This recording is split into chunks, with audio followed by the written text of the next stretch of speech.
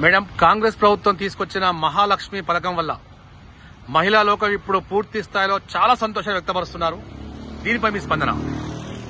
కాంగ్రెస్ ప్రభుత్వం తీసుకొచ్చిన మహాలక్ష్మి పైన పూర్తిగా సంతోషపడుతున్నారని కొంతమంది అంటున్నారు. కానీ దాని వల్ల ఎంత బాధాకరమైన విషయం రోజు చూస్తున్నామని ఎవ్వరు ఏ ఒక్క వ్యక్తి కూడా దాన్ని గమనించడం లేదు.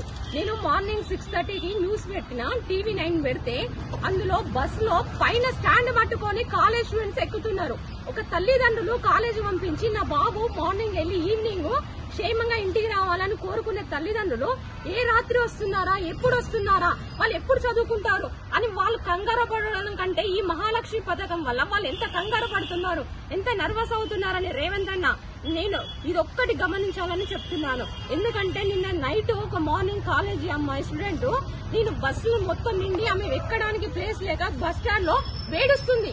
ఆమె పరిస్థితి ఏంటి, ఎలా వెళ్ళాలి ఇంటికి, అది లాస్ట్ బస్ అంటున్నారు అని ఆమె ఏడుస్తుంది. వాళ్ళ తల్లిదండ్రులు ఇంటి దగ్గర ఎంత చూస్తారు, మన ఇంట్లో కూడా మన బిడ్డ రాకపోతే ఎంత విలవిల ఆడిపోతున్నామో ఆమె పరిస్థితి ఏంటిది అదొక్కటి గమనించండి. బస్సులో అందరు ఎక్కుతున్నారు, ఫ్రీ బస్సు అని పెడుతున్నారు. కానీ బస్సులు పెంచారా తగ్గించారా ఒకటి మీరు గమనించండి.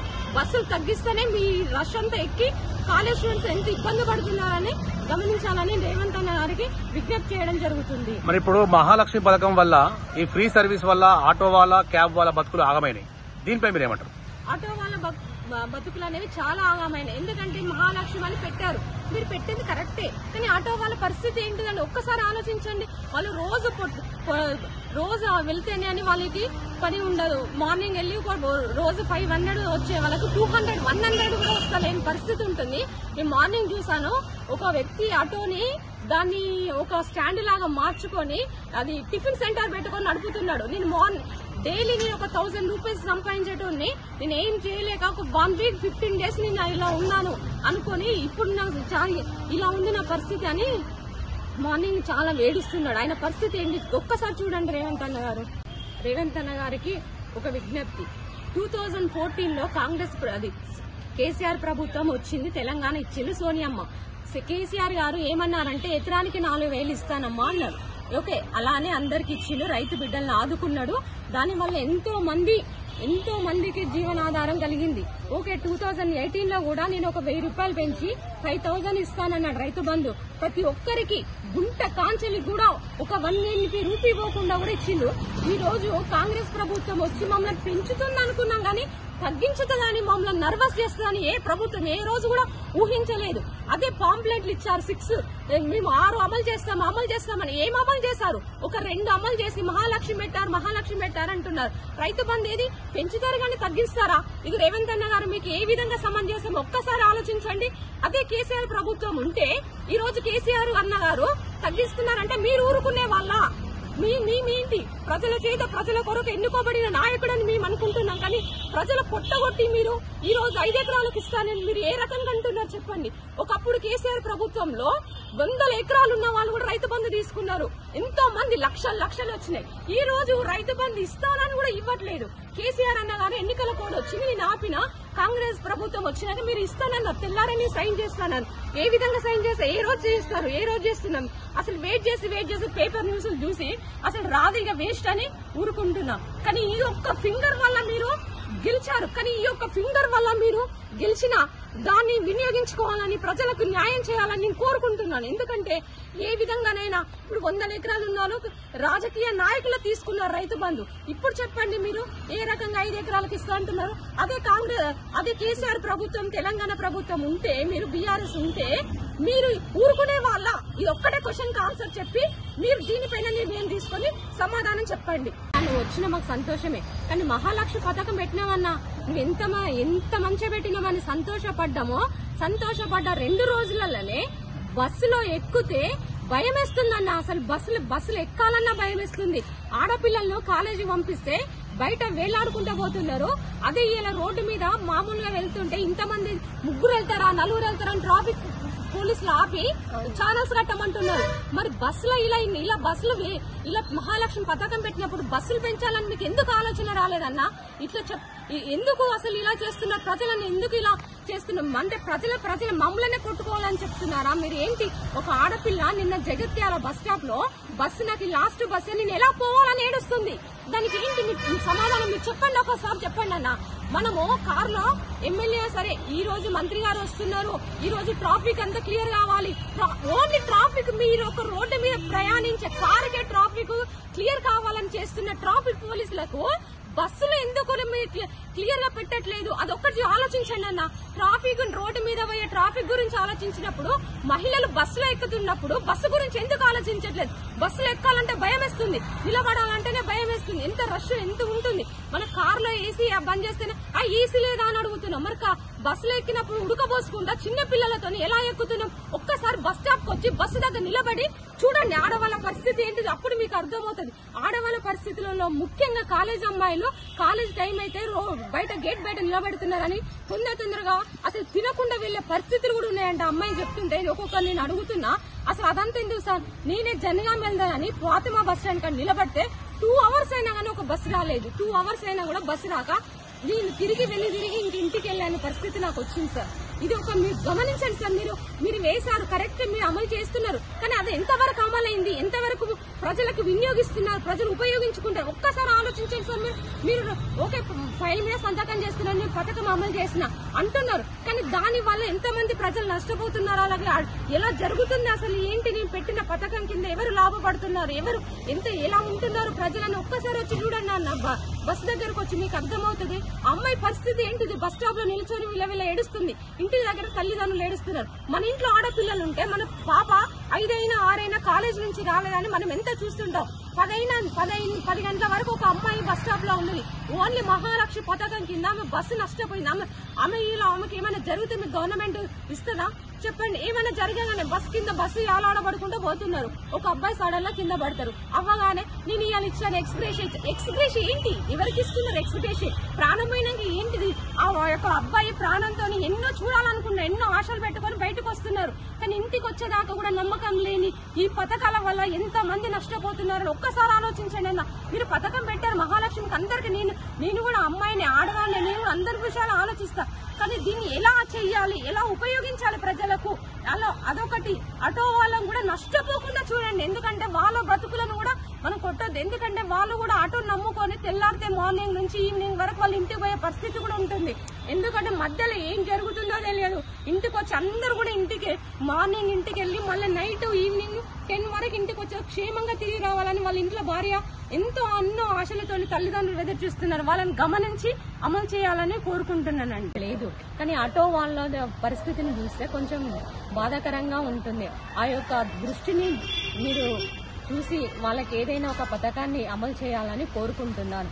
ఓకే మాకు ఇచ్చిన 6 పథకాలను 2 చేర్చిండ్రు, ఆ 4 కూడా అమలు చేయాలని కోరుకుంటున్నాము. అందరు అంటున్నారు రైతు బంధు ఇస్తారా లేదా అని అంటున్నారు, కానీ రైతు బంధు కూడా కావాలి. ఎందుకంటే లాస్ట్ గవర్నమెంట్ ఒకటి గమనించండి, లాస్ట్ గవర్నమెంట్ ఇచ్చినప్పుడు మీరు ఏమైనా అభ్యంతరాలు ఏమైనా చెప్పలేదు కదా. ఈ గవర్నమెంట్ ఇప్పుడు మీరు రాగానే ఏదో 5 ఎకరాలు 2 ఎకరాలు అనే గవర్నమెంట్ అని అంటున్నారు. ఆ రూల్ ఎంతవరకు సమంజసం? అదొక్క కారణం చెప్పండి. అప్పుడు ఆ ప్రభుత్వం కూడా ఇలానే ఇస్తే మీరు ఊరుకునే వాళ్ళ? అదొక్కటి చెయ్యండి. ఎందుకంటే కొంతమంది దాని మీద కూడా ఉండే వాళ్ళు ఉన్నారు, దాని మీద ఆధారం ఉండే వాళ్ళు కూడా ఉన్నారు. అది ఎప్పుడైతే అలా ఇచ్చినప్పుడు ఈ ప్రభుత్వం ఈ గవర్నమెంట్ కూడా అలా చెయ్యండి. ఇది ఒక్కటే కొంచెం బాధాకరంగా ఉంటుంది. ఎందుకంటే పేపర్లో రోజు చూస్తున్నాను ఈ న్యూస్. ఈ రోజు 5 ఎకరాలు అంటున్నారు, ఒకరు 2 ఎకరాలు అంటున్నారు. ఒకరు గవర్నమెంట్ ఎంప్లాయీకే భూమి ఉంటుంది, ఇక ఉండొద్దా? గవర్నమెంట్ ఎంప్లాయీ అంటే ఏంటి, భూమి లేకుండా ఉండాలా? ఈ న్యూస్ ని దీన్ని అమలు చేయాలని ఏదైనా ఒకటి మంచిగా దాని పైన పథకం తేవాలని.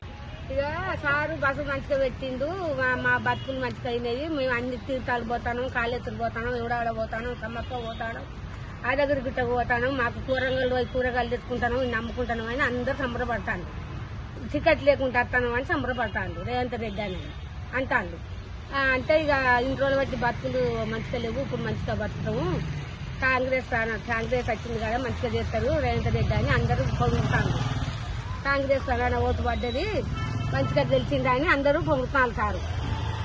బస్సు సౌకర్యం మాకు మంచిగా ఉంది, మహిళలకి మంచి అవకాశం ఉంది. వాళ్ళు ఇప్పుడు ఎక్కడికైనా వెళ్ళడానికి వాళ్ళు స్వతంత్రంగా వెళ్ళిపోతున్నారు. రేవంత్ రెడ్డి కొంచెము ఆయన ఏ పార్టీ వాళ్ళు ఇవ్వకున్నా ఈ పార్టీ వల్ల మాకు మంచి అవకాశం ఉంది. ఆ శ్రీలక్ష్మి వల్ల మాకు మంచి అవకాశం వచ్చింది. మేము అది ఉపయోగించుకుంటాము. ఏదైనా కావాలన్నా వాళ్ళకి సపోర్ట్ మేము ఉంటాం మహిళలు. మరి ఆటో వాళ్ళ క్యాబ్ వాళ్ళ పరిస్థితి ఆగమైందండి మహాలక్ష్మి స్కీమ్ వల్ల. అవును, దీనిపై మీరు ఏమంటారు? వాళ్ళకు కూడా నిజంగానే వాళ్ళకు కూడా పిల్లలు ఉన్నారు, వాళ్ళు ఉన్నారు. కొంచెము రేవంత్ రెడ్డి గారు వాళ్ళకు కూడా సపోర్ట్ ఇవ్వాలి. వాళ్ళకు కూడా ఏదన్నా పథకాలు ఉంటే వాళ్ళకు కూడా ఇవ్వాలి. ఆటో వాళ్ళకి మహాలక్ష్మి పథకం కింద చాలా బాగుంది, కానీ ఫ్రీ సర్వీస్ అసలు నచ్చకుండా పోయింది ఎవరికి.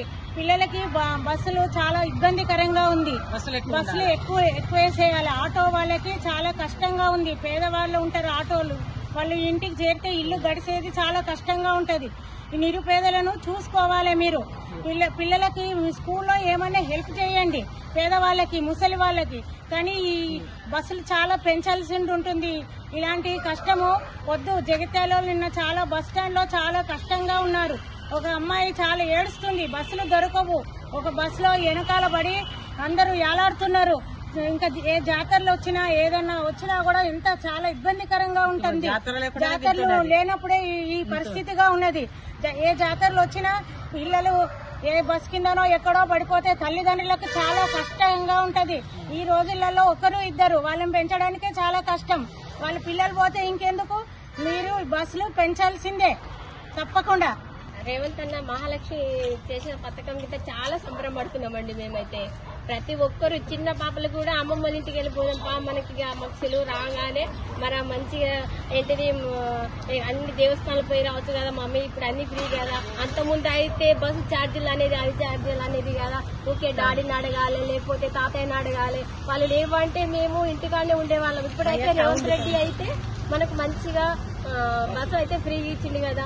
మరి మమ్మీ హాలిడేస్ లో మనం వెళ్ళిపోదాము, మనం అందరం పోదాం మమ్మీ, సంతోషంగా చాలా సంతోషంగా ఉందని మా పిల్లలు అయితే చాలా సంబరం పడుతున్నారండి. మా ఆడపిల్లలు అయితే ఎక్కడ చూసినా మా ఆడవాళ్ళు చాలా సంతోషంగా ఉన్నాం. కానీ ఆటో వాళ్ళకి చూస్తే మాత్రం వాళ్ళు మాత్రం చాలా బాధాకరంగానే ఉన్నది వాళ్ళకు.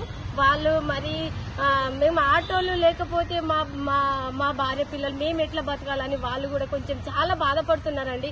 వాళ్ళకు కూడా మీరు రేవంత్ అన్న గారు వాళ్ళకు కూడా ఏదైనా పథకాలు వాళ్ళకు కూడా కొంచెం సహాయం చేయండి. వాళ్ళు కూడా మాలాగే సంతోషంగా ఉండాలని మేము కోరుకుంటున్నామండి. ఆటో వాళ్ళని చూడండి సార్, మీకు చేయండి. ఆటో వాళ్ళకు కూడా కొంచెం కనకరించండి, దయ చూడండి. వాళ్ళు కూడా చాలా ఇబ్బంది పడుతున్నారు. మీరంటే రేవంత్ రెడ్డి అంటే చాలా ప్రేమ అభిమానం. నేను ఎన్నిటిలో సూపర్వైజర్, రాష్ట్ర సూపర్వైజర్. నేను కాంగ్రెస్ పార్టీనే, కానీ ప్రేమ అభిమానంతో అన్వేషాను ఆటోలకు మహిళలకు ఉచితం సంతోషము మహాభాగ్యం. మాకు ఏం లేకున్నా పర్లేదు. సో ఆటో వారికి కొంచెం ఏదైనా కల్పించండి. మహాలక్ష్మి పథకం కింద కూడా మీరు పథకం చేశారు, అది అమలు చేసేయండి. ఇంకా 2-3 గ్యారెంటీ, గ్యాస్ సిలిండరు అండ్ ఇంకోటి ఏది ఉంది, పెన్షన్ కాదు ఇంకోటి ఏదో ఉందండి రేవంత్ రెడ్డి గారు, అది గ్యాస్ సిలిండరు ఇంకోటి ఏదో ఉంది. ఇప్పుడే పేపర్ చూశాను, అది కూడా అమలు చేయండి. మీకు అనుకూలంగా ఈసారి కాంగ్రెస్ కూడా వస్తుంది. మీరేం కంగారు పడ అవసరం లేదు. అందరు సపోర్ట్ ఉన్నాము.